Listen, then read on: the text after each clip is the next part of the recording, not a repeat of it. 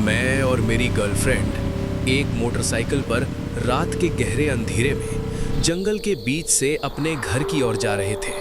चारों तरफ गहरा सन्नाटा था। सिर्फ बाइक की आवाज और हवा की सरसराहट सुनाई दे रही थी। लेकिन वो सन्नाटा सामान्य नहीं था।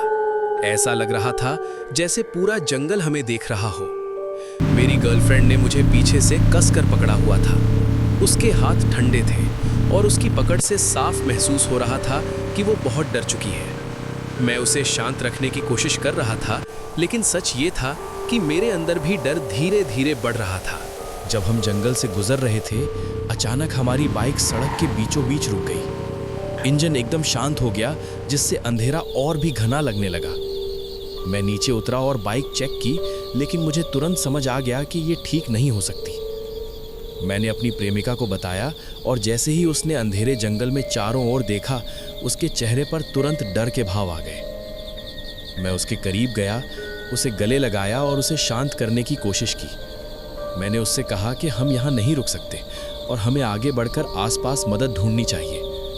उसने धीरे से सिर हिलाया, अभी भी डरी हुई थी, और मुझे कसकर पकड़ लिया और हम अंधेरे में आगे बढ़ने लगे। जब हम चलने लगे, वो मेरा हाथ कसकर पकड़े हुए थी। चारों तरफ सन्नाटा था। सिर्फ ठंडी हवा और चांद की हल्की रोशनी थी। उसकी आंखों में साफ डर दिख रहा था।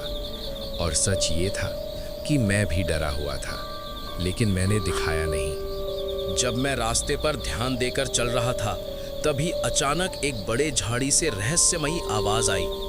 मैं डर गया। मेरे माथे पर पसीना आ गया और दिल बहुत तेज धड़कने लगा। फिर भी हिम्मत जुटाकर मैं धीरे धीरे उस झाड़ी की तरफ बढ़ा। जैसे जैसे मैं पास पहुंचा, आवाज धीरे धीरे कम होने लगी। मैं झाड़ी के पास पहुंचकर उसके पीछे छिप गया और धीरे से उसकी टहनियों को हटाकर देखने लगा कि अंदर क्या है। जैसे ही मैंने झाड़ी को थोड़ा उठाया, मैंने देखा कि वहां एक लड़का खड़ा था। उसके हाथ में फुटबॉल थी। उसने धीरे से अपना सिर मेरी तरफ घुमाया। मैंने उससे पूछा कि वो यहाँ क्या कर रहा है। उसने शांत आवाज में कहा कि वो अपनी गेंद ढूंढने आया है और उसका घर पास ही है। ये सुनकर मैंने सोचा कि शायद मुझे उसके घर से मदद मिल सकती है, इसलिए मैं उसके साथ चलने लगा। अब हम 3 लोग थे, मैं, मेरी गर्लफ्रेंड और वो रहस्यमयी लड़का। हम उसके पीछे पीछे चल रहे थे। वो आगे था और हम दोनों पीछे। जंगल और गहरा होता जा रहा था। मैं बार बार इधर उधर देख रहा था। अचानक जब मैंने आगे देखा, मैं सन्न रह गया। वो लड़का गायब था। वहाँ सिर्फ पैरों के निशान थे। ये देखकर मेरी रीढ़ में ठंडी सिहरन दौड़ गई। मैं इतना डर गया कि मुझे लगा जैसे ये सब एक सपना है। मैं घबरा गया और तुरंत पीछे मुड़कर अपनी गर्लफ्रेंड से पूछा कि वो लड़का कहाँ गया। लेकिन उसका जवाब सुनकर मेरा डर और बढ़ गया। उसने कहा कि मैं क्या बात कर रहा हूँ, यहाँ कोई लड़का नहीं है। पिछले 30 मिनट से हम दोनों ही साथ चल रहे हैं। और तभी अचानक एक फुटबॉल लुढ़कती हुई हमारे पैरों के पास आकर रुक गई।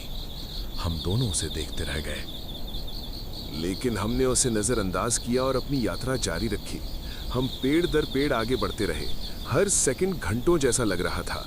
उस सुनसान अंधेरी रात में हमारी आंखों में साफ डर दिखाई दे रहा था।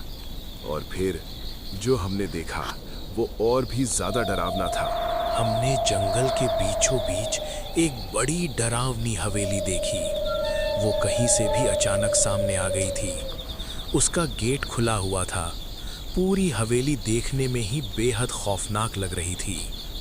और तभी हवेली के अंदर से एक लड़के की आवाज सुनाई दी। मुझे लगा कि वो वही लड़का है। मैंने अपनी गर्लफ्रेंड से कहा कि हमें अंदर जाकर उसकी मदद करनी चाहिए, लेकिन उसने अंदर जाने से मना कर दिया। थोड़ी देर बाद मैंने उसे मना लिया, लेकिन मैंने तय किया कि अंदर मैं ही जाऊंगा और उसे बाहर इंतजार करने के लिए कहा। दरवाजा खोलते ही एक डरावनी चरमराहट की आवाज आई। अंदर हर तरफ धूल और जाले फैले हुए थे, जैसे ये जगह कई सालों से छोड़ी हुई हो। अचानक मेरे कान के पास कुछ फुसफुसाया और उसी पल मुख्य दरवाजा बहुत जोर से अपने आप बंद हो गया। मेरा दिल इतनी तेज धड़कने लगा जैसे मेरी जान ही निकलने वाली हो। अब क्या आप अंदाजा लगा सकते हैं कि मेरे साथ क्या हुआ होगा? नीचे कमेंट करके अपनी राय जरूर बताएं और जानने के लिए इंतजार करें पार्ट 2 का।